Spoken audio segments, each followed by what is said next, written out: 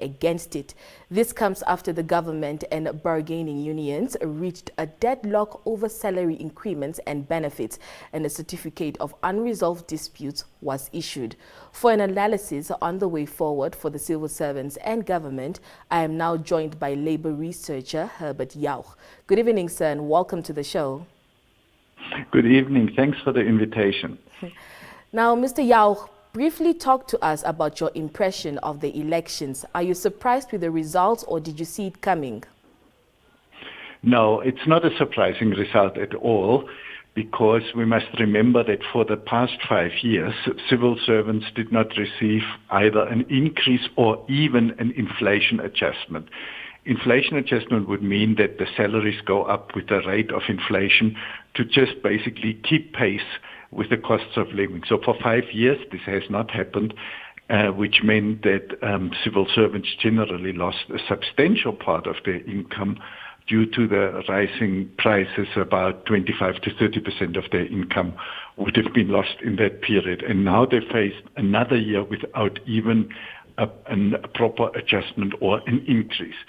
And the unions have now gone back to their members, told the employer, the Namibian government, that this is not acceptable for another year. And they went back to their members to ask them for a mandate. And that took the form of a strike ballot, where the civil servants were then asked, are they willing to go and strike or not?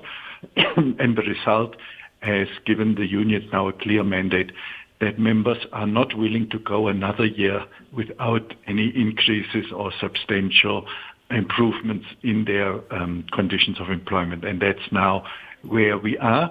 On government side, they are faced with a financial crisis, of course, over the last few years.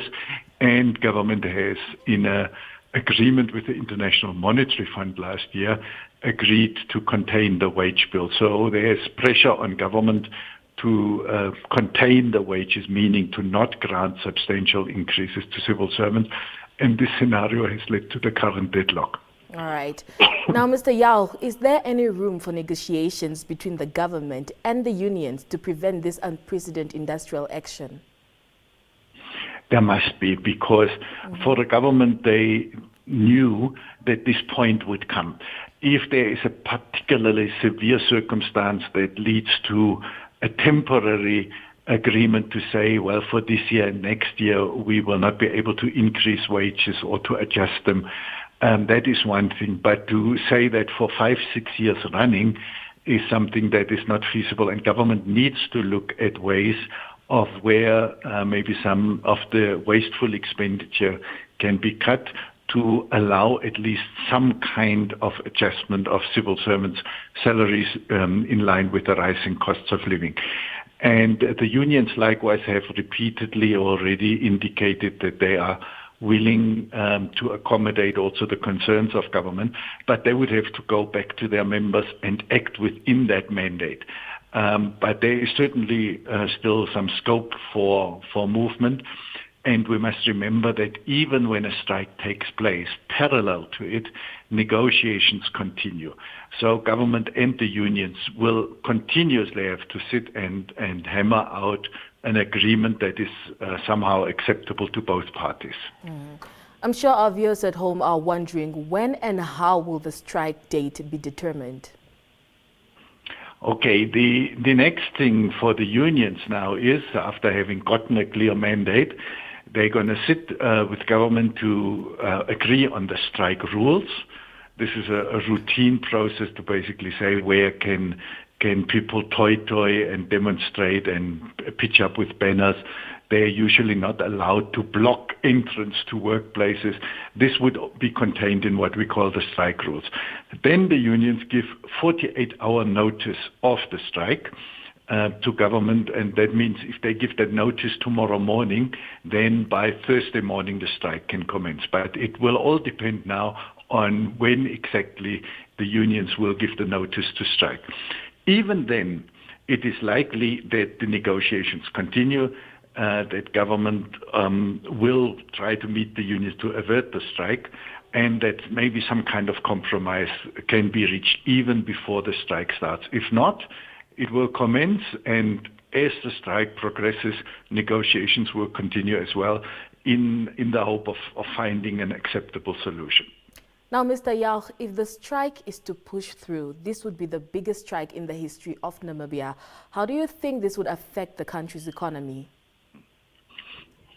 There would be severe effects on the economy because many of the economic activities are linked to administrative services of government.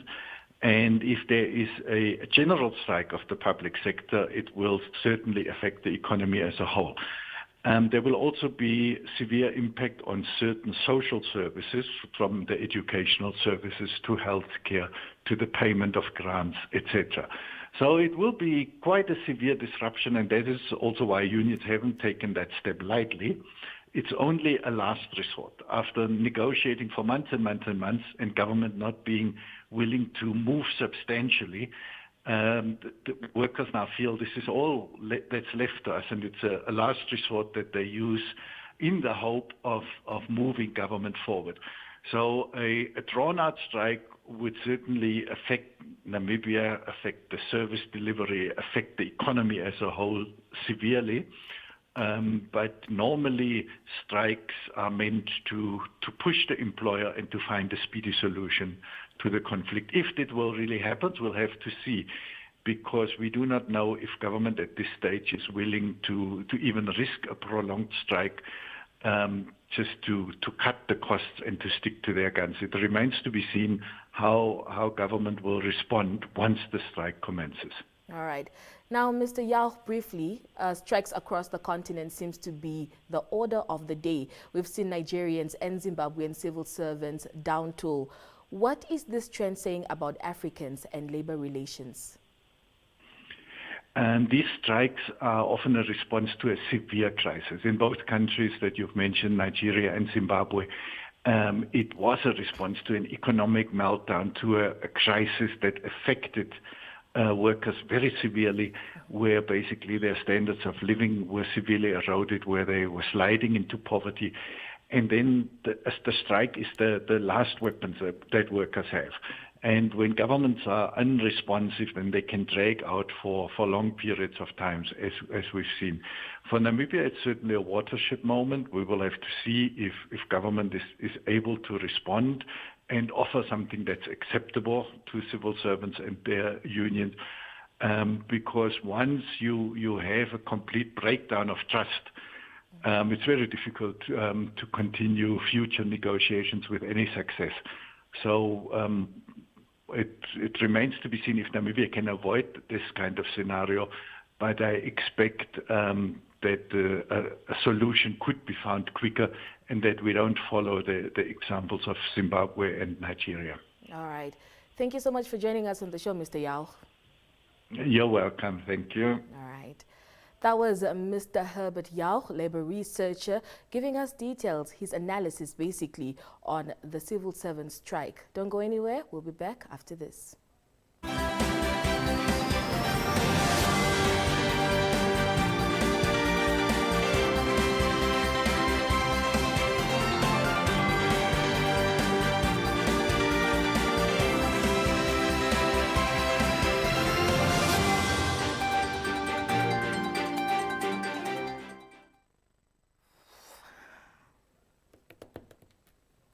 Don't laugh.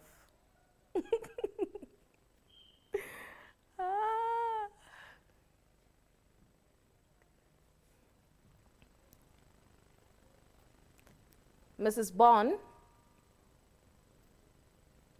Good evening, ma'am. Yes. How are you, ma'am? I'm fine, thank you. Can you hear me? Yes, I can hear you perfectly. Can you hear